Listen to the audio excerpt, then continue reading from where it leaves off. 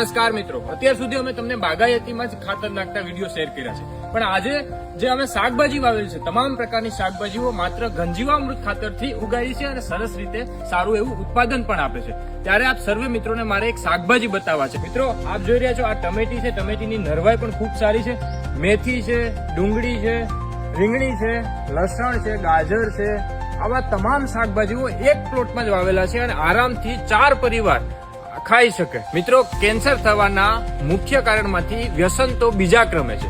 પહેલું ક્રમ છે પેસ્ટિસાઇડ, અને આપણે સૌ મિત્રો જાણીએ છીએ સૌથી વધારે પેસ્ટિસાઇડ વેજીટેબલ શાકભાજીમાં ઉપયોગ થાય છે। એટલે મારે આપ સર્વે મિત્રોને એક વિનંતી કરવી છે, ટેરેસ ગાર્ડન કરતા હોય, કિચન ગાર્ડન કરતા હોય કે પછી મારા ખેડૂત મિત્રો, ગંજીવામૃત ખાતરથી સારામાં સારા શાકભાજીઓ થાય છે, સારામાં સારા શાકભાજીમાં ઉત્પાદન થાય છે અને નરવાઈ સુપર એકદમ સારી થાય છે। એટલે ખેડૂત મિત્રો અને તમામ મિત્રો કોઈ પણ શાકભાજી વેજીટેબલમાં પેસ્ટિસાઇડનો ઉપયોગ ન કરીએ અને આવનારી પેઢીને આપણે સારો પૌષ્ટિક ખોરાક આપીએ અને આજે જ અપનાવો ગૌયોગ કેન્દ્ર ગંજીવામૃત અને મેળવો મબલક ઉત્પાદન। જય ગૌ માતા।